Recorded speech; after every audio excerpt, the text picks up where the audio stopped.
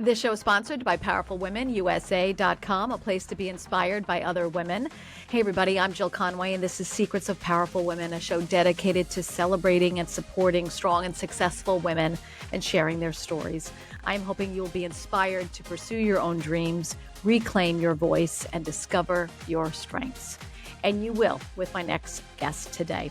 My guest is Lori Volkommer. She is a competitive gymnast at the age of 58, winning 4 gold medals at the age of 50, USA IGC World Championship. So she's also the author of a book, Broken to Unbreakable, The Comeback I Never Saw Coming. So Lori, thank you for being here and welcome to the show. Thank you, Jill, for having me. I'm really excited.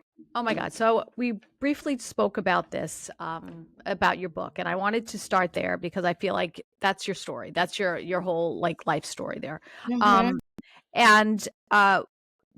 I pulled up a few pages, but I feel like, and I already told you I might start to tear up when I say these things because it's such a beautiful book. Thank And you. so you talk about in the book, you say you challenge aging and athleticism, which I think is so powerful. And you talk about your passions and things that happened to you. What happened to you? You were a gymnast from a very young age, right? Yes. So I started gymnastics when I was 9. My parents ended up enrolling me in a gymnastics center, and they put me onto the team, and that just was the original spark. Mm-hmm. And, as a little girl, every little girl that does gymnastics has Olympic dreams and, how far you can go and this and that. And a lot of things came very naturally to me. So I did have big dreams. I ended up switching gyms. And at that time, it was USGF. It wasn't USAG. It's a different federation now. But back then, it was like class 4, 3, 2, 1, and then elite. And elite was the way you got through into the Olympics and all of that, So my goal was to get to be a class 1 gymnast, because if I could go further than that, that was my goal, So I made it to class 1. I was 16 years old. I fell in a competition on the uneven bars, which was my favorite event. And I fractured my spine, and that ended gymnastics for me. Now, at that time, I was a teenager. I gave up most of my life to the sport. I wasn't hanging out with my friends, really. I had a boyfriend who actually is my husband today. Oh, that's so cute. I didn't know that. Oh, I love it. Yes, and he actually saw the original fall. And so he has been on this full circle journey the entire time with me. I couldn't do it without him and his support. But so it was devastating because my identity was so much around gymnastics and what I did, and in those formative years and that, And anyway, fast forward, I was trying to just kind of go through life, figuring it out as I went along, and got married, had 3 kids. One day in my 40s, I was going out the front door. I slipped on the ice. I fell on the concrete, heard a crack in my back. And I was like, you're kidding. Yeah. And I had been doing Pilates and TRX and that at the time. And concurrently, my middle son also broke his back wrestling. And I was taking him to a facility. Yeah, it turns out that we all have this back condition, not all of us. 2 of my 3 children and me and my husband have this back condition called spondylolisthesis. So what it means is, so that second fall is fractured the same vertebrae, but the other side. So what happens is it's the pedicles alongside the vertebrae that get fractured. And because the union isn't there, it doesn't ever fully heal. So you always have the chance of the slippage happening. Wow. Yeah. So I had been taking him to a chiropractor and physical therapy that they do in the same office, with the idea of they treat the misalignment of the spine with the chiropractic, and then the physical therapy strengthens all the core, the teeny little muscles in there to have your muscles do what your spine can't, Oh, wow. So I saw him getting better. I was getting treated locally. They misdiagnosed me at first with a bulging disc, and I wasn't getting any better. And I thought, I'm going to go get a second opinion with this guy that I was taking my son to. That was the game changer. And I got diagnosed with the spondylolisthesis. I started, me and my son going, 3 times a week to rehab. They knew my story about gymnastics. And they told me, you're going to get worse before you get better, but you have to trust the process. Just keep Scary. going through it. Yeah. And it's they were scary. right. It took a good 6 months before I was in so much pain. And, but it was important for me to go through that. And I've always been sort of a, kind of rush, let's get it done kind of person. So it's really taught me to kind of trust the process, And slow down. And slow down. Yeah. And anyway, I got really strong and stuff. And, I was about a year into rehab, and the chiropractor, Dr. Ciroli, had said to me, Lori, you can do gymnastics. You should go find a place to play. And I was 47 when I fell and broke my back. So now I was like, 48. And I was like, what? Are you kidding? Yeah. And I just kind of dismissed it. But he would keep kind of poking at me every now and then, So it was like maybe another 6 or 8 months later. And he's like, did you look anything up yet? Is there any adult gymnastics out there? And I would do that occasionally, but never could find anything. And I would just quickly dismiss it, But he kept because here you are. Wait, I want to say, so you're at 30 plus years later, right? Yeah. Hadn't revisited that at all, right? No. And now here's this, right? It was too painful too. I couldn't even watch Olympics on TV, nothing. I would start to cry. Because why? Because why? It was so emotionally devastating, that loss. It was a hole in my soul. That's what it really felt like. And I did take my kids when they were younger, but when you become a mom, it's all, at least for me, it was all about my kids. And so everything of how that incident defined me, what happened to me, I used in my mothering, with them. And it was about supporting and helping them attain their goals. So I really didn't revisit it for myself at all. I want to say something that you, I think you wrote in the book. Years passed, but I still longed for movement, for joy, and the fire that gymnastics had once given me. Yes. I'm going to keep reading, even though I'm getting a little upset, because this is a beautiful, beautiful sentence, statement. What I didn't know then was that dreams don't die. They wait. They sit in the background, pulling at us when we least expect it. Yeah. Woo. Woo. So this whole time you still kind of missed it and yearned for it. Yeah. Yeah, it was underlying there, but I didn't become aware that underlying stuff and how it was expressing itself in my life throughout the years. How was it? That it was really that, how was it? That's a good point. So what do you mean by that? How was it showing itself? Like you couldn't watch it. Like you said, you couldn't watch gymnastics. I couldn't watch gymnastics, but the desire to have a big dream and goal and to succeed and not have it end in some way, that it was sort of like the rug being pulled out from under me, So, it expressed itself in ways like, my husband and I ultimately started a business together. So it was growing that. It was having a family and seeing the dreams that my children wanted for themselves and supporting them in that. It never really, I think I was afraid.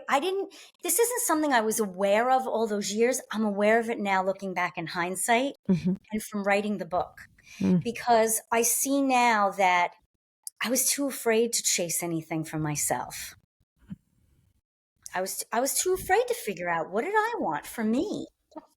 Well, because that's also, I feel like culture says that's, or some people would say that's selfish. That's selfish to want to pursue your own dreams. Put everything in your family, right? Which is a beautiful thing, but right. I mean, right. It's, and I don't think it's selfish.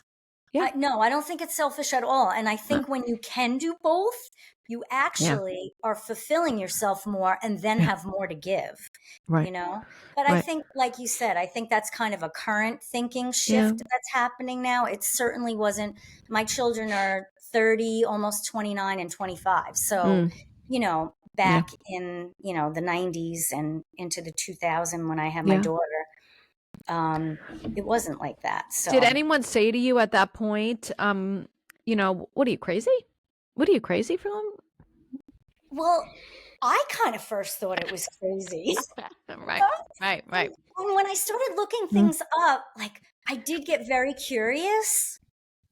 And I knew I was getting stronger. And here's the other thing. When I was doing Pilates and TRX, there were so many movements throughout that, you know, being held in like a hollow position or supporting your body weight or just going through movements of things. And I would find myself reminiscing and daydreaming about gymnastics. And wow, if I would have known how to do this stuff when I was a kid, how much of a better gymnast it would have made me. And, you know, and then concurrently the chiropractor kept poking at me. And so then he poked at me again in the beginning of like 2016. And that summer was the Rio Olympics.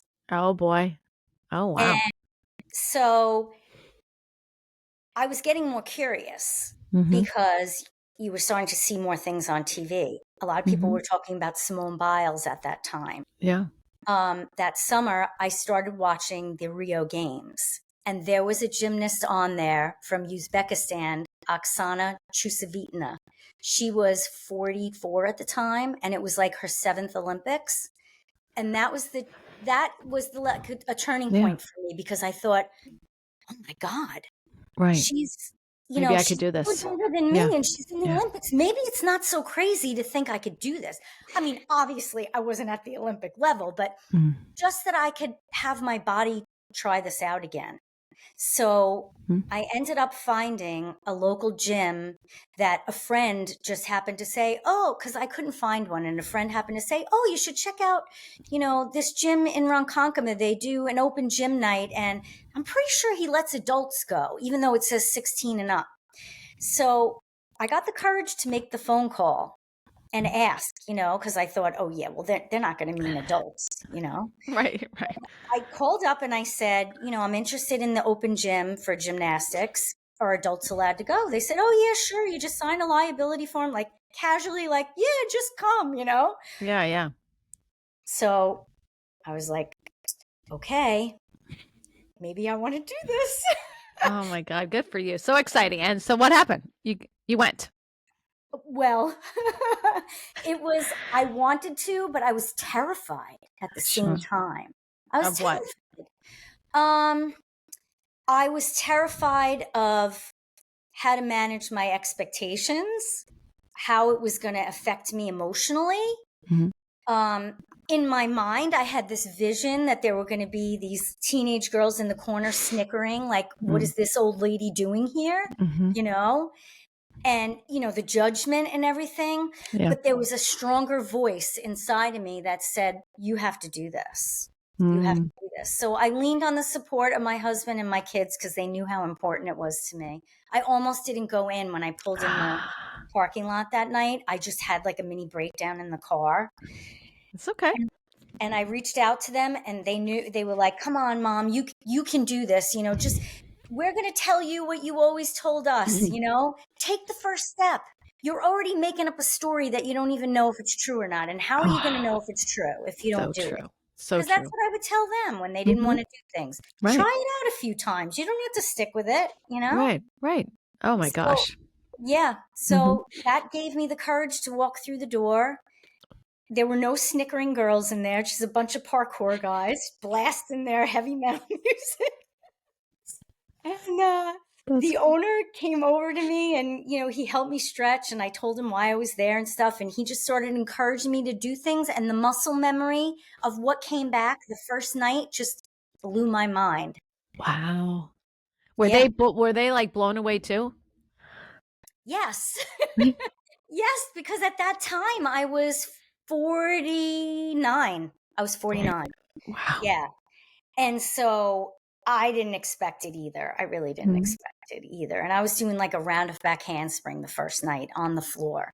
Oh my God. I don't know exactly what that is, but it's powerful. Something I can't do. So yeah, yes. I mean, it's so funny. It's so good that I can remind myself of those things too, because right now that would be like probably the easiest skill that I do. Wow. And it's so easy for me to take that for granted, you know? Yeah. Yeah. All right. So that's your first night there.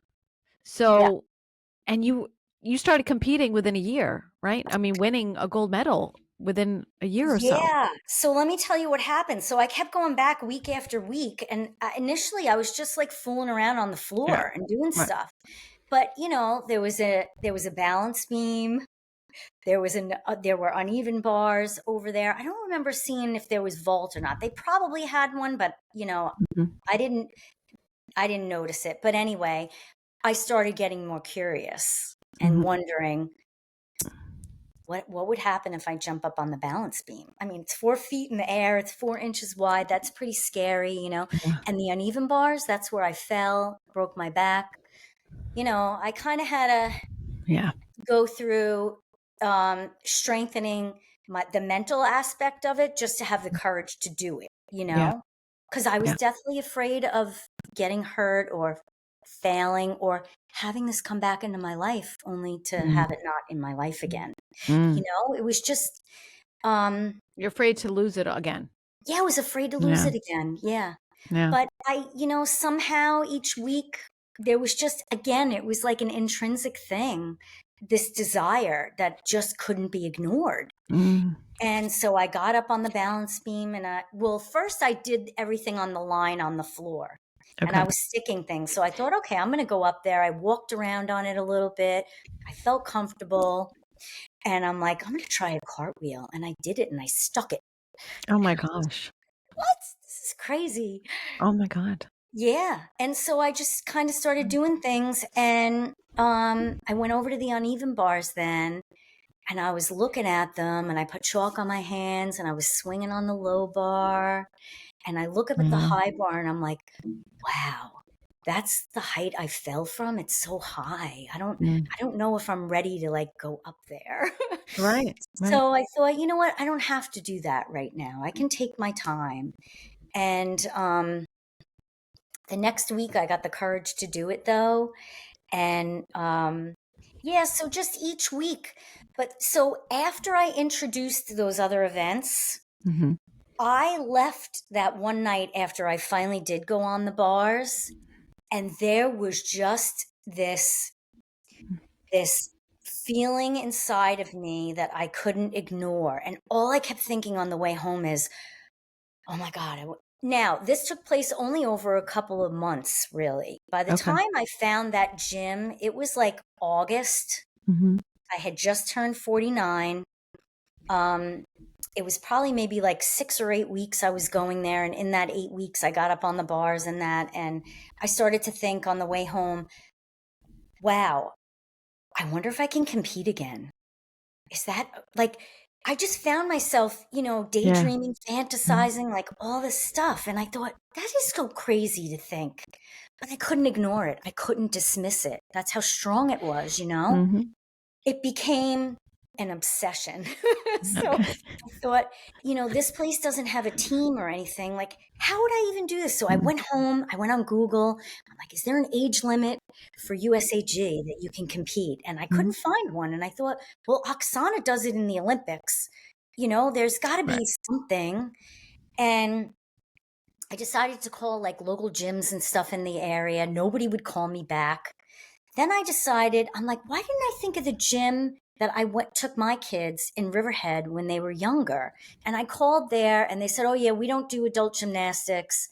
And I felt like I hit a roadblock, but I couldn't let it go still. So then another thought came to me and I thought, well, you know, it was just the girl on the phone. Like I have a history with these people. Maybe I should just pop in and see if Bonnie still owns the gym and see if she's there, that I can even ask her the questions. Maybe she can point me in a direction. So I popped in there one day. She happened to be there. She heard my voice. She came out. We started chatting. I told her, she said, oh yeah, you can compete. And I was like, really?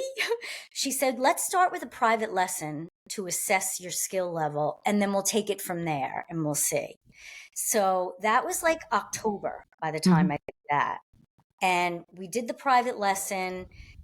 She was telling me to do things. I was just doing them. She said, oh, we have to compete you. And that's how it started. First of all, I love how the right people show up and the timing's incredible. Yeah. How the beauty of life, right? Of how it works, right? Like, I'm just gonna stop in there and she happens to be there. And all of this like boom, boom, boom, right? So go ahead. I love it. So yeah, that's a good point. I Yeah. mentioned that a lot in my book about, Yeah. just trusting that inner voice and those nudges that we're getting. I really do feel that is life, a higher power, your creator, whatever you want to call it. It's nudging you for a reason, and you shouldn't ignore it. You shouldn't ignore it. It's so powerful. I think I Yeah. try to drive that message home always. I think we have been trained to kind of dismiss that voice so often. Like, oh no, no, no. What is that? No, I'm not gonna it could be even anything. Like I say, I use the example of driving in the car and you hear that thought comes to you, oh, you shouldn't go this way, you should take that way. And we just Yeah. dismiss it. And then all of a sudden we are in bumper to bumper traffic and we're like, I should have listened. I should have listened. Right. But it's the same thing. It's the same thing. Start listening and that voice grows louder. And the voice grows louder. And, just what I started doing is just putting one foot in front of the other and see where it would lead me. It helped me manage my expectations. It helped me manage the emotions of not of protecting myself for the fear of losing it again. I thought, I just kept coming back to that. Just take the next step, see where it leads you. Take the next step, see where it leads you. So, I started doing private lessons with Bonnie, who's still my coach today. Oh, wow. We decided on a competition. She invited me to work out with the team girls, which at first was very intimidating, and I didn't know if I wanted to do it because they're young, right? They were young, like age 9 to, at that time, about 15, 16. Wow. And I thought, oh my God, 3-hour practices a week. I don't know if I can keep up. I don't know how are they going to be with me. But again, I decided, you know what? Do it. What do you got to lose? You know? Right. It turned out to be the best thing for me because it was a place that the inner 16-year-old, she got to play.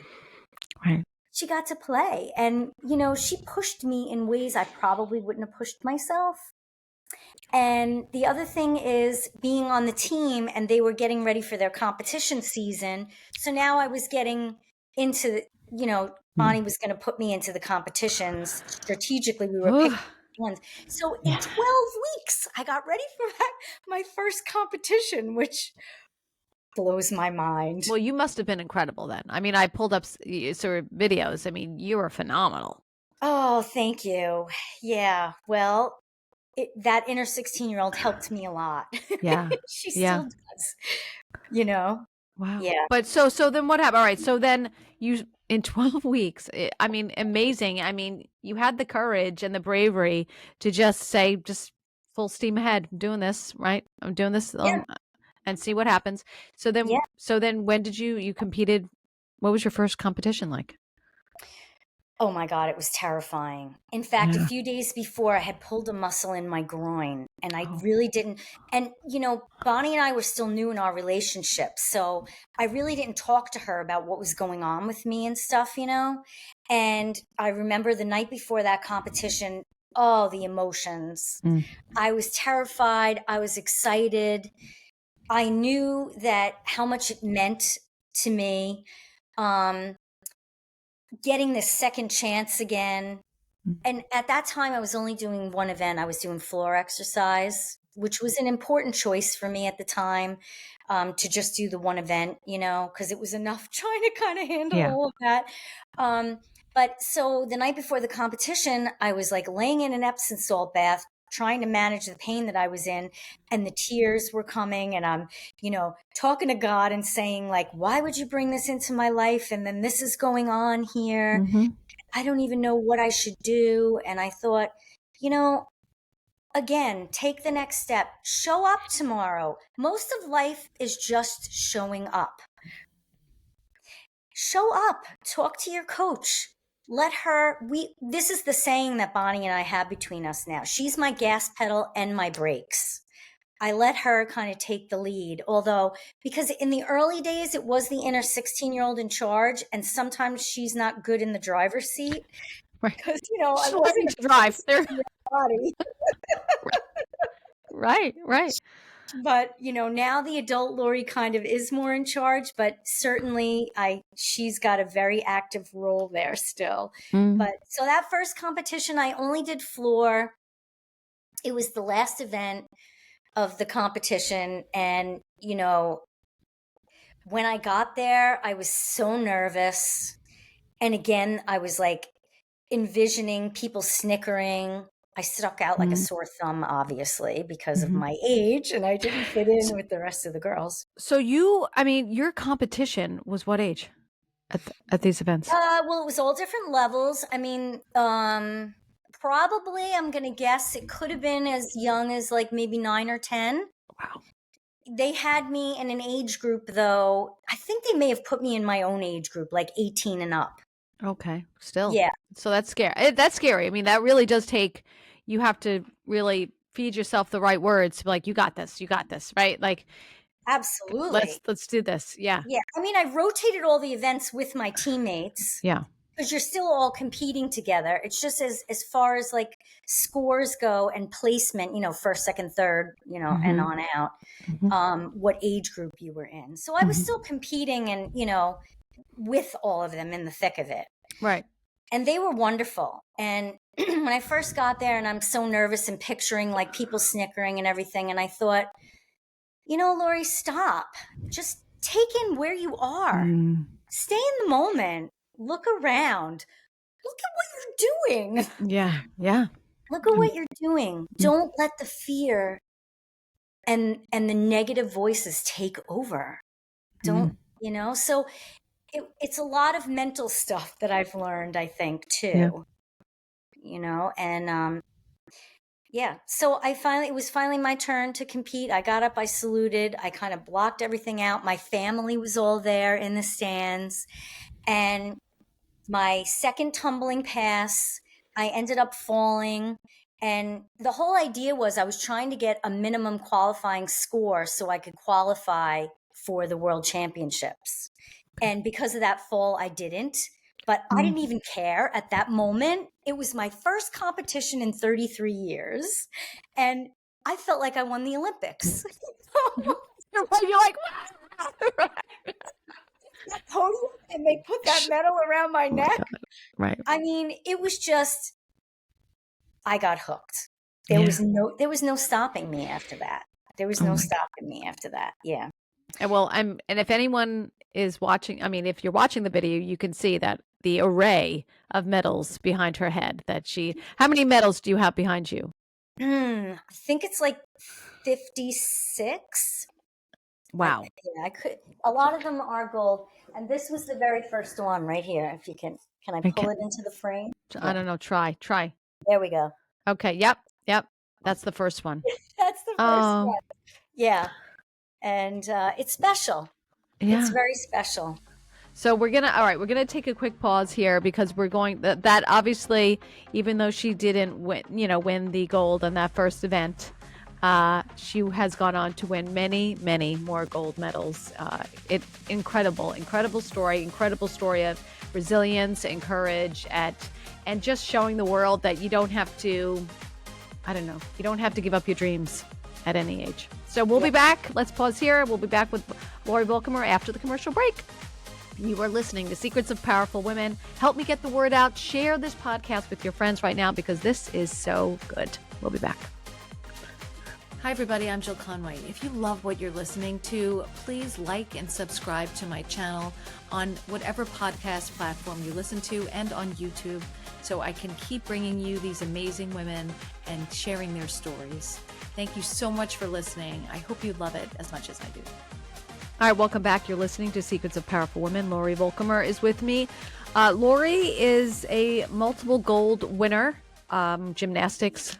She has competed in gymnastics at the world level, the world stage. Right, Lori? Yes, there's many different organizations, and that one was the USA IGC, which Okay. is USA International Gymnastics Clubs. Oh, okay. Because I don't know. I mean, I know it's very specific, right? And I don't know all the names of all the different Yeah, things, but yeah, so I wanted to talk about. So you competed for the first time since you went back 30 yeah, plus years later, yeah. and then what you kept going, obviously, right? Even though you didn't win how you wanted to win, but I, that I, launched you. I was Yeah, hooked. I yeah, was yeah. hooked. We were trained, that was in January of 2017. And so in March was going to be my second competition. And it was days before that. And, I was practicing with the team girls as usual, 3 days a week. And we were doing all of our floor routines, Mm. preparation with the music and everything in preparation for the meet. And so I was practicing my tumbling, and I had over rotated in my front handspring, front tuck. I know some of your listeners might not understand what some of this is, but We'll I'm go going to with it. You're go with it. okay. We'll go Well, with you it. did something that you probably shouldn't have. Yeah. No, well, I was supposed to do it, but what Oh, happened is when I came out of it, I rebounded so high and fell and just kind of landed weird on my knee, and it didn't feel good. And my inner 16-year-old was in charge then, not the Mm. adult Lori. So it didn't occur to me, let me stop for a minute, assess how Mm. I feel, anything like that. I was just driven, on the Yeah. road to what I was there to do, and it was my turn to go. And I did my first, it was with the music and everything. I was doing my floor routine. My first tumbling pass was round off back handspring, back tuck. Mm. And as I was going from the back handspring into the back tuck, I just felt this excruciating pain in my knee. And when I landed, I collapsed. So, what that was, the pain that I felt, it was my ACL tearing right from my femur bone, just came clear off. Oh my God. Yeah. So it was, I didn't know that at the time though. Yeah. And I mean, I knew I was in pain, but I was in more emotional pain because you don't want to get hurt. You don't want I to. didn't want to get hurt. And I knew this competition wasn't going to happen. And it was in, probably within 48 hours of going to the doctor, getting an MRI. I never considered that it would have been a ligament tear that was going to require surgery. But that's what happened, is that it meant knee surgery. And I was bawling, wailing in my living room, Right. angry, sad, disappointed, hurt. Why, God? Why, Why bring me this far to take it away? Right. Yeah. Yeah. Again, like the Yeah. rug getting ripped out from under me. And, I was getting, first opinion, second opinion, whatever. I settled on this surgeon that I was getting the ACL reconstruction with. And I was waiting for all the insurance stuff that the office was working on. And in that time, a girlfriend of mine called me up one night when I was cooking dinner, and she said, "Turn on the TV right now. There's a guy on there that's doing, a pioneering ACL where they reattach your ACL instead of doing the reconstruction. And it's much less invasive and it gets you healed quicker. And you should look into this, So I turn on the TV and I see Dr. Gregory DeFelice from Hospital of Special Surgery. And I was all fired up. And I was like, oh, I wonder if I'm a good candidate for this. So once the broadcast was over, I pick up the phone and I call the office, and I was able to get an appointment the next day in his New Jersey office. Wow. My husband said, okay, I'll take you there, because I couldn't drive. And we go to New Jersey. I go and see him. He looks at all the images. He says, you know what? I think you are a good candidate. There's no guarantees. We can schedule the surgery for like next week. Oh my God. So again, like, Yeah. these things just kept kind of falling into place, I love it. I got the surgery. He was able to reattach it to my bone with this surgical thread that went up through my ACL and reattached into my femur bone. Wow. So now that was the surgery was in April of 2017. Obviously, I wasn't going to the World Championships that year, and that was my goal. And I was Oh, devastated. and when was that? When was that supposed to be? May or June? That would have been in June of 2017. Mm-hmm. So now my new goal became I was turning 50 in August. Mm-hmm. My new goal with my physical therapist was, okay, I wasn't at World Championships. I want to be back in the gym doing gymnastics at age 50. That meant, normally you're 6 months rehab for an ACL. Mm-hmm. That was like about 12 weeks, 12, 14 weeks. It was a bold goal and not unreachable though, because it was a repair and not a reconstruction. But considering my age and everything, no one was going to tell me that I could do it, but they didn't have to. I knew I was going to do it. Oh my God, Lori, I love this. I mean, because this is enough to knock a lot of people down and they stay down. Yeah, sometimes I wonder if I'm a little crazy, I have to say, because these things that have happened to me along the way, here I am 58 and I'm still going. I have had a lot of serious setbacks in that time. And it would, for most people, it would be, okay, I'm done. I'm not doing this anymore. It only fuels my desire more. I don't know if that's normal or not. It is normal for you. I mean, it's normal for you. I think you're an inspiration to everyone who so many people tell themselves, I guess that's it. I guess that's it for me. I can't do it. I'll never be able to do it. And they're saying this, 20, I mean, think of that 16-year-old self where you're like, Yeah. if there was just somebody be like, you can do it, get back, you can heal, you can get back there, Yeah. But this is your story. This story is even better than the 16-year-old though, right? Getting to the championship. It is. I say now, I am convinced it was meant to happen the way that it happened. And that's why I wrote the book. I just kept getting the message, you have to put this out there to people. It really is meant to help other people. I don't know. I don't have any specific end goal. I'm just, like I said, I'm just trusting the process, taking the next step and seeing how things unfold. I don't know. I just feel like God is using me. I have a strong faith. God is using me. I don't know what for. That's okay. I don't have to know. Right. Saying, actually, I didn't create the saying. I think I read it somewhere, but I don't know who gets the credit for it. And it's that God doesn't call the qualified. He qualifies the called. So I'm just getting qualified. But you have a great disposition. I mean, right? We just met, but I mean, you laugh easily. You see, I mean, you're obviously very determined. And I mean, and you have this go with the flow. Let's see. I think that's beautiful. I think that's just a great way to be though. Yeah. Is it that, I mean, you seem like you laugh easily. Are you able to laugh at yourself? I am now. When I was a kid, I could not. I was very serious. Okay. I think this process, though, probably has helped a lot with that. I have learned through all these setbacks and stuff over the years and the emotional journey that it has taken me through. I don't really take a lot of things that happen anymore. It's what I'm trying to say is it really is not about the destination. It really is about the journey.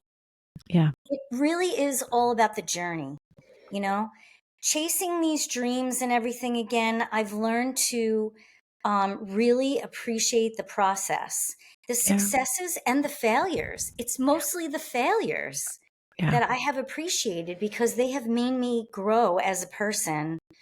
By not shying away from them, by having that determination, by being willing to face whatever it is, for having the desire to just like overcome and say, okay, you're not. And I think it came because of what happened to me when I was younger. Yeah. I'm not going to let it happen again this time, Right. It's all the self-talk too, right? Absolutely. I agree with you. I posted something on Instagram. It was funny a few weeks ago, and it said like becoming is the journey. Like, it is the most important part, what you are becoming. I mean, there's no I don't know. Is there a destination? I don't know. I mean, I Yeah. feel like we keep moving the destination, we keep moving that end Yeah. zone, keep further and further. Yeah. But let's talk quick about your setbacks, because you mentioned the ACL, and then you also fell on the ice. Um, Yeah. right. That's And what got then me back to gymnastics. right. And then you didn't something else happen? Oh There was gosh, another. so many things have happened. Yeah, so many things happened. Yeah, but Um, you through it all, you never let it stop you. And I boy, know. I think that's just so important. Yeah, I know. I say to Bonnie and Russ, my physical therapist, I'm like, I don't know how you guys put up with me. I really You're like patched like, patched what are together. they Yeah. getting themselves into? You must be there every day for like years, right? Oh my God. Well, I do my regular, I call them tune-ups, you know. I make sure that I take care of my chiropractic needs on a regular basis. And, you know, physical therapy and chiropractic, they're in the same office. So, Oh, yeah. you know, I go for my regular Yeah. tune-ups, you know. What's the most important thing is it that has gotten you through it all? I mean, obviously mindset is critical, but is it nutrition? Is it, your training? Like what do you think it is? I think it's a bucket of a lot of things. Mm. Definitely nutrition. I write in the book about my mom started a health food store when I was 9 years old, back in 1976, when nobody knew what health food was. Right, right. And that has so defined not just me, our family, really, but, you know, learning about the importance of taking care of your body temple and what that Mhm. looks like, you know. It's evolved so much for me over the years. It's really not just about nutrition, it's also about your thinking, Mhm. you know, how you talk to yourself, self care, taking care of the emotional aspect of your life. You know, Mhm. it's a lot of things. Support. That's a new one for me, Mhm. is having community support, you know, like minded people, people that are there to lift you up when you can't lift up yourself, you know? Right, right. Um, so I think it is a lot of things. I've developed a very strong faith over the years too. You know, I don't know that I had a belief in that when I was younger. That Mhm. is something that has developed as an adult, working through the setbacks that I have, Yeah. you Yeah. know. Well, So, so talk about, I mean, I know you said you were telling me off camera about that last setback where you were like, that's it, and your friend, you were crying in like your living room or something. What was the last one? oh, the Was it the last one, hand, the finger? What was it? yeah, yeah. So, in we're in 2025 right now. So in December of 2022, I had a tumbling accident like a month before I was doing a competition. And it injured my knee that I had had the ACL surgery on.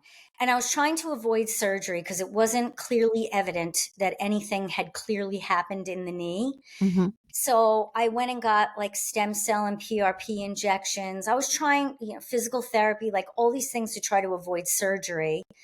I had gone to Germany to do a competition there. It was the Masters Team Cup, where you had to be at least 30 years old just to be in the competition. Cool. And there were even 70-year-olds in the competition. Very inspiring. But Wow. I went there and, you know, I was wearing a knee brace and that.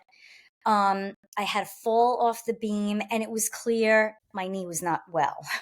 So I came home from Germany. I needed to get the ACL surgery. So here I was again, almost a Mm. year later, trying to work through that, only to end up needing the surgery. Got the surgery. This time it had to be a reconstruction. I used the same surgeon though. They couldn't reattach again, you Mm. know.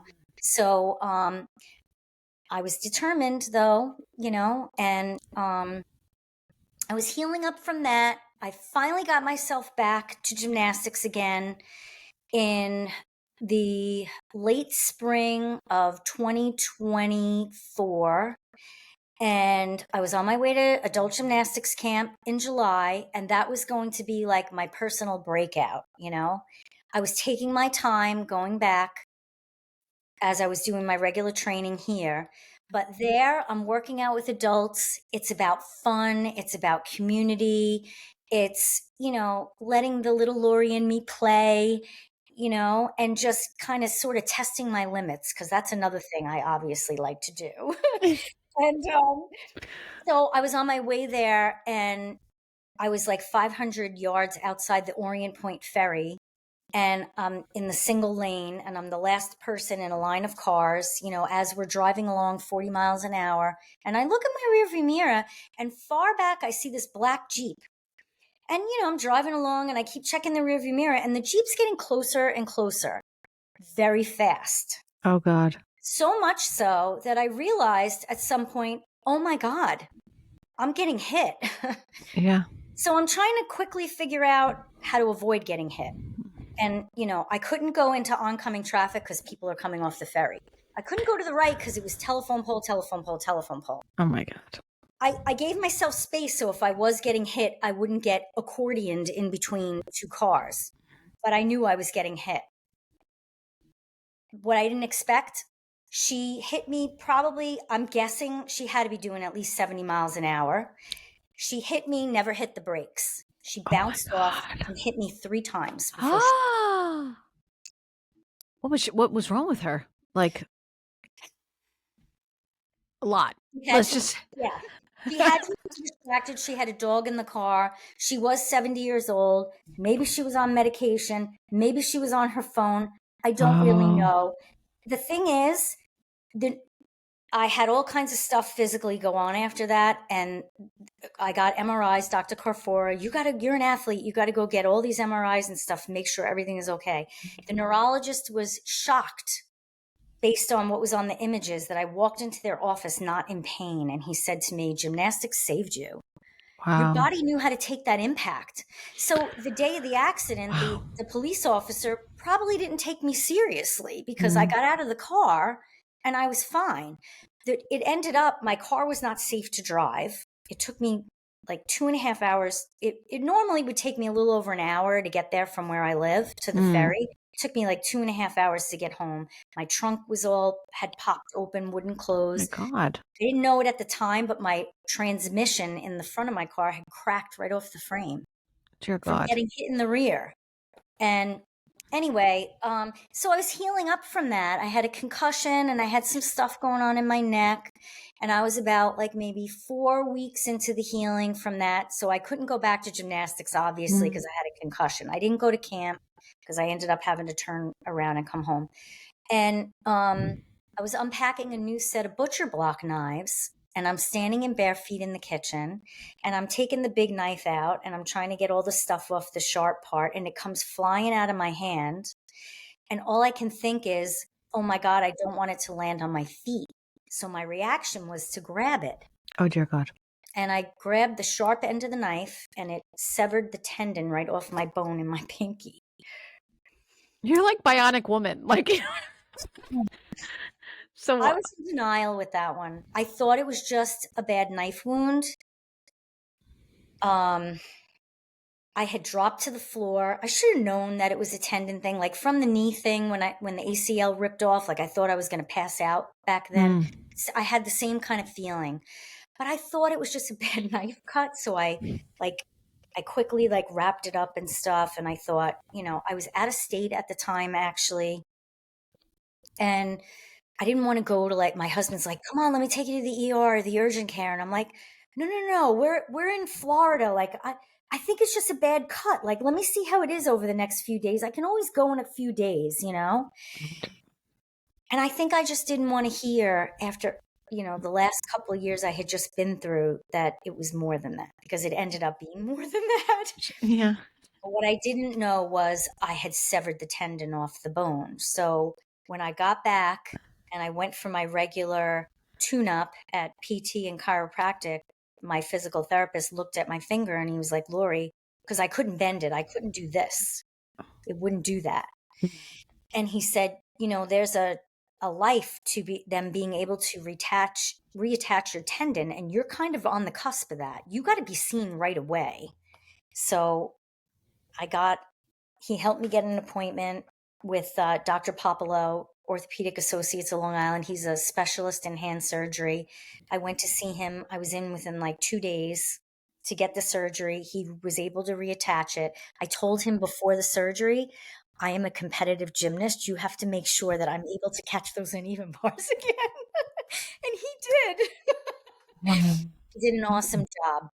Yeah. But that's what the book was born out of, because those 3 incidents back to Mhm. back like that, I just felt like, life, what are you doing to me here? Mm. You know, I felt battered down. Mm. It's just spun me into such a downward spiral. And I'm usually such a optimistic, positive person and can try to find the silver lining, or I couldn't do it. So what'd you do? You know, I had been talking to some of my girlfriends that are my adult gymnast girlfriends, because, you know, anybody that's a gymnast, you understand what it means to be going through an injury and stuff in this sport. And, you know, they gave me permission to cry. They validated how I was feeling. They told me, Lori, go ahead, and this is as big as it feels. You're Mm. not imagining that. It is big what just happened, these 3 events, you know? Mhm. You got to give yourself time to grieve. Climb into bed. Cry, do what you got to do. It's okay. You won't stay there. That's not who you are. Because that's what we're all afraid of, right? Is like giving into it. I'm going to sink into this depression and I'm never going to be the same, you know? Mhm. But I had to lean on my support, and because I've learned how important it is to do that. And I was angry at God too, you know, again, like why? I don't understand. But I see now that was so important. I really think it was maybe God stopping me in my tracks too. For the message, for what reason do you think? Because as I laid there and journaled and started writing and getting my feelings out and all of that, I started to see patterns that related to the past, specifically that younger 16-year-old, and how I never really fully grieved what happened to me then. I Mm. just kind of went along my life with all this unresolved grief beneath the surface, trying to sort of fix how I felt, you know, kind of just pull up your bootstraps kind of thing, which is not necessarily a bad thing. But in my case, and I think probably because of the age I was in the psychological development of becoming an adult and how it was just so fractured, and that process never sort of gotten to take place, you know? So it was kind of wavy instead of being straight, if that makes Mm. sense. Mhm. And the journaling helped me see these patterns, and it started sort of redefining it for me. And I saw, okay, I have to turn pain into purpose here. Like, I just woke up one day and thought, okay, I'm done with the crying. This isn't who I am. I have to figure out a way to move forward from this. So that's what I did. And I happened to just end up in Dr. Carfor's office one day with a follow-up, and she was writing her book about athletes. And she said, oh my God, Lori, I didn't know you were going to be here today, but I was going to call you. Are you writing your book yet? And I'm like, you know, I've been working on it, but I get roadblocks. It's been on my vision board. You Mhm. know, I need to find a ghostwriter to help me do this. She said, oh, have mine. So that was just another sign for me. I just felt like I just kept being led, again, putting the one foot in front of the other. And I just kind of felt like, okay, I can't do gymnastics right now. I can either feel bad about it, or I can kind of trust where this next step seems to be leading me and turn lemons into lemonade. Mm. And, you know, so that's what I did. And the other way that incident really changed me is I see my training is so different now. My primary purpose now is fun. It's not to fix the past. And I think that's what I was Oh. doing. for a long time. I was trying to fix and give myself a different ending. Wow. Oh, that's powerful. Yeah. Yeah. Yeah. You were trying to fix the 16-year-old disappointment? Yeah. Yeah. The pain. Yeah. Yeah. Yeah. I was just Yeah. trying to reclaim this and reclaim that. And Well, that's you know, understandable, but it that's is completely understandable. Yeah. yeah, Yeah. And you sure. couldn't you though? Like winning in the way that you did and all the gold medals, wasn't that helpful? Didn't that help you grieve? It absolutely did.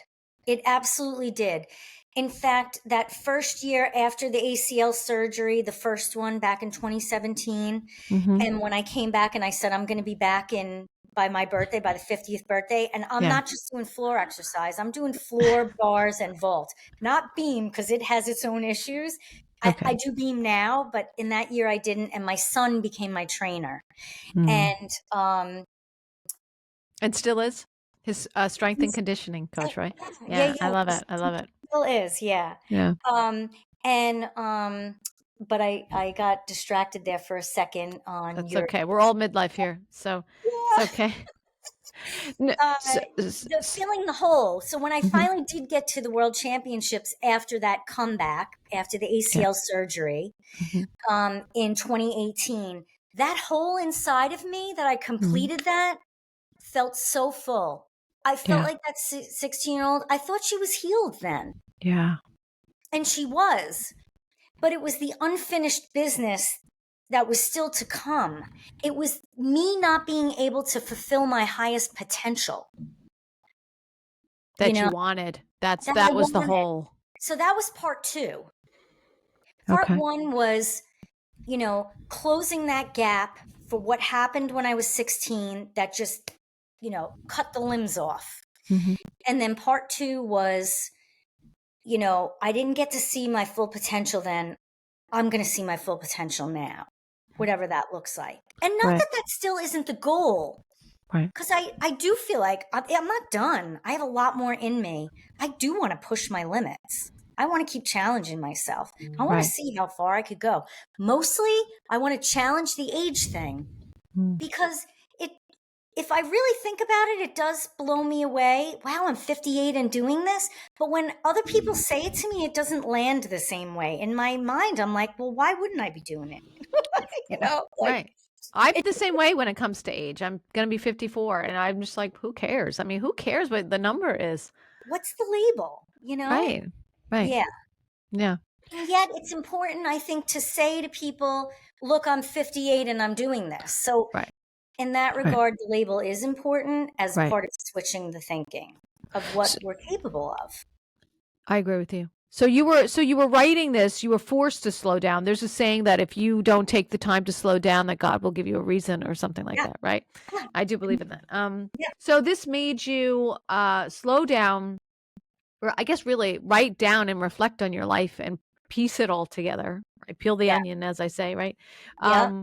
Peel it. So what you got out of this and then how this book came about, the lesson that you want, or the takeaway that you want women or men to get hearing and reading your story, and the lessons you learned is what? Dreams don't die. Age shouldn't be a factor. Trust those nudges. Find people, surround yourself with people who believe in you, because it won't be an easy journey. It's definitely not easy, but it's so worthwhile to take. It is so worthwhile to take. And when you have doubts in yourself, you're going to need those other people to remind you, that that's part of the process. And I really do believe that the challenges are meant to grow us. They're not meant to stop us. They're meant to grow us. They say oak trees grow stronger in the wind, right? A diamond is made under pressure. The metamorphosis that happens from the caterpillar into the cocoon, becoming the butterfly. I kind of feel like that's what my life has been about. I was kind of stuck in this cocoon, Yeah. and What, of doubt, of broken dreams type of thing, like? Yeah. the heaviness of the past. Yeah. The heaviness of the past. But then do you feel like you have worked through it enough? I mean, obviously the book was very cathartic, right? Mhm. Yes. Have I worked through it? Um, I don't know. I'm one of those people that believe like we are never done. You mentioned the layers Yeah. of the onion. Like Yeah. there's probably more to come, but I don't know. Yeah. For now, I'm going to I'm my whole life I've always been, okay, what's the next thing? What's the next Mm. thing? What's the next thing? And the older I get, the more I realize how important it is to pause and just celebrate where you are now, Right. And my book launched the other day. Oh, congratulations. It was on the 42nd anniversary of the fall from the uneven bars. And that was not my original intention. It just happened that way. Oh, So, wow. not That's my, beyond coincidence, I think. Yeah. yeah. So I celebrated with my family.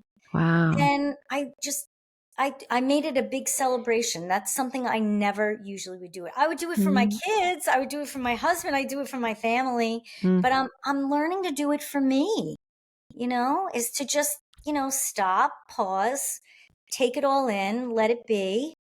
Mm. So And do you yeah, think all those things happen to teach you that? yes, I do. Yeah. Yeah. Yeah. Yeah. That's Amazing, why I right? said, yeah, I really do feel it all happened the way it was supposed to. I mean, Yeah. Lori, if you could just have learned that lesson the first time, right? I know, right? I always say that to me. I say about myself, I'm like, God, if I could have just learned it like 30 years ago. Instead, it keeps what I find and what I've learned through my life, things keep revisiting until you get the lesson, right? Exactly. Yeah. Yeah. Yeah. And Yeah. so many times I've said, okay, well, what's the lesson? And I really You're didn't right. know what it was. So, Right. I guess it's all meant to happen the way it's supposed to happen. Right. Right. It's a better story the way that it happens for sure. I mean, yeah. So, Well, you uh, have an amazing story, but I mean, so what is life like now? You're still competing. I am. Yeah. In fact, I Yeah. have a competition in January. Wow. It happens to be, I don't even know if I should say it, but it happens to be the same one that I was training for when that other tumbling accident happened. I feel like it's Wow. a full circle moment for me, Yeah. another one, Yeah. Yeah. redemption. Yeah. But here's how I've grown. In the past I would have said, okay, my redemption, I've got to get that full twisting layout on floor so I compete it then. Am I training it now? I absolutely am, but I am not putting that pressure on myself. Mm. This is going to be about fun. It's going to be about honoring the process, honoring my body where I'm at. Because if I have learned anything, I know I want to do this still when I'm 100. Is it going to look the same? Probably not. But the age isn't going to define it, what it looks like. It's Mm. going to be my personal choices. And so the best way to have that outcome is to honor where I'm at. Yeah. And no, I'm not 16 anymore, but I'm going to push my limits in the way that I feel I can push my limits. Wow. In a, Wow. in a safe way. I have people around me that, especially medical people that will keep me in check. I love this though. I love it because it's so important. I think you're inspiring to so No, many people, to me, certainly, and to so many people. So I know you gave your advice to people, but I just wanted to ask you because I know people will be like, well, what is she eating? What is she doing? What's her daily life like? I want to be like her. So, right. So, I mean, you're very conscious of obviously what you're eating and I yeah. am. Yeah. Yeah. And, nutrition has sort of been, you are what you eat kind of thing, Mm. has been part of my life for a very long time because I had a lot of health problems in my 20s. And, so I sort of learned that early on. Mm. I do talk about it a lot in the book too. There's a chapter on health and wellness, but basically I believe in clean eating, and that it should come from not being altered in at the least amount of ways possible. Um, and, exercise, they talk about exercise a lot these days, which is great, especially Mhm. for women in menopause. Mhm. But I would add to that, walking and all that, if that's what you can do right now, that's great.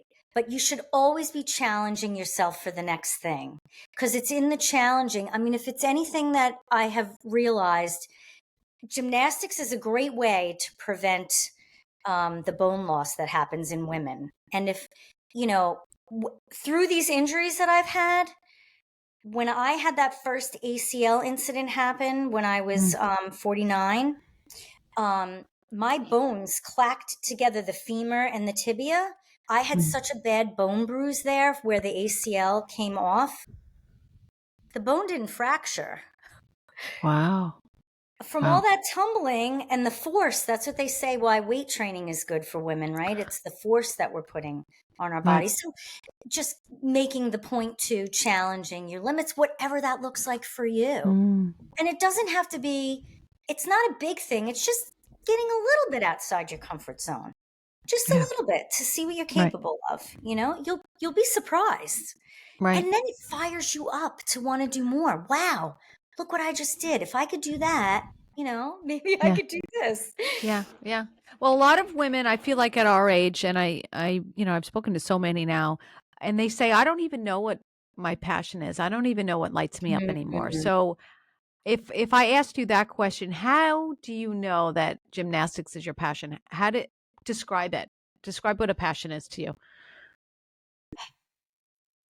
I know, hard. That's a Something tough that question. happens, it happens Yeah. inside. I think it's mostly something that happens inside. It's something that you find yourself daydreaming about or thinking about, or you can't wait to get there. For a lot of people, and I know this was true for me too, like before gymnastics was even on my radar back in the days when I started exercising again, because there was a long period of time in my life that I didn't. And, well, what do I even want to do? This is boring. That is boring. Thinking back to your childhood, what did you like to do as a kid? I used to love to like ride bikes and do cartwheels in the grass. And, so for me, that gave me a good starting point of what to explore. And the exploring is what leads you to other exploring. So you may not find it right away, but be open to whatever, And what do you say to the women who say, I'm too old for that, about anything? Whew. You'll surprise yourself. Whatever you tell yourself is the truth. I believe you. Yeah, I agree with Whatever that. you tell yourself is the truth. And, because I think people will say and have said to me, well, look, you're in great shape, this and that. Well, yes, but if you knew me 25 years ago, this is not how I looked. I was 35 pounds overweight. I was very sick. Things don't happen overnight. Right. You have to do one thing at a time, and just know it's a life journey. It's a life journey, Yeah. We can put the pressure on ourselves, I think. And don't get me wrong, it's important to set goals and have a timeline that you want to reach them by and stuff. But you also have to give yourself grace, and you have to look at your wins along the way, because that's what gives you the motivation to keep going. Oh, you mentioned something, and we weren't recording at the time, but what does someone in your life, and they say, go by what you do when you pass by sometimes those medals behind you? Oh, yeah. So Russ, my physical therapist, he reminds me, especially like during the injury, he reminded me, walk by every once in a while and just plank them and listen and just stay and take that in. That was a lot of hard work right there. That was a lot of sacrifice, a lot of emotion of up and down, a lot of redefining who I am. I mean, so much of me is there. And it isn't even really about the medals. It's about who I became in the process. It's what it did to me and for me, and maybe for others. And I really think that probably, I think, God uses us for others, people, and so that's why I wrote the book. It's not about me. I just feel like it probably can help other people. And if it does, that's great. And you want to reach out to me and want me to be one of your cheerleaders, I will. Oh, oh, Yeah, it's just it's been life-changing for me in Yeah. a good way, in a good way. Yeah. So, And gosh, I mean, I feel like you're living your dreams, aren't you? yes.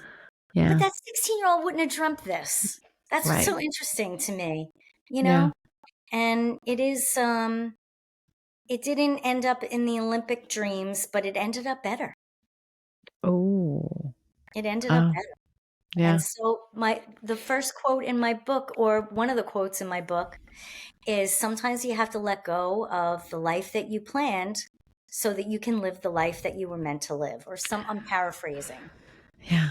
you know? That's And so that's what I'm doing, is just trust in the process and following my inner guidance system. Oh, I love that. I love. Where can people find your book? Is it on Yes, it's on all the platforms. So it's on Amazon, Barnes and Noble, Kobo, if I'm saying that right. I do have a website. I don't know if it's fully live yet, lorivolkommer.com. And Okay. you'll be able to purchase the book there also. There's an about the book. I'm building out pages on health and wellness and That's fun awesome. adult stuff. Yeah. Yeah, I think you need to open a gym too. Why do you laugh? No, truly, like maybe and have adult gymnastics Yeah. classes. Well, we are trying to get a class going out in Riverhead where I go. Okay. Yeah. Okay. I But won't be there because I can't, as I mentioned, I can't even do I think I could do a tumble salt and that's about it. yeah. You might surprise yourself though, Jill. Someday I'll come out, Lori, and you can teach me Yeah. how to do a cartwheel. Yes. Because if you've ever seen that video of Derek Jeter attempting to do a cartwheel with his kids, that's me. Oh no. Okay. I'll look it up. Everybody look it up. It's hysterical. I think his wife was taping it, but like he does this little like jump, like with his legs, and that's pretty much how I do it. So, but I think that's it for us, Lori. I think your Yep. story is amazing. I think you're Well, amazing. thank you. Thank you so much, Jill. This was so much fun. Aw. You're great too. And I Aw, love the thank you. message that you're putting out there as well. Oh, thank you. Well, you embody the message. I think that you can do anything at any age, and it doesn't have to stop you. You're only stopping yourself, right? Yeah. Yeah. We're only Truly. stopping. Yeah. All right, everyone, buy your book. That's it for us. A big thank you to Lori Volkommer for coming on the show and sharing her incredible story. I would love to have her in an event, so I hope she can do it. Yep.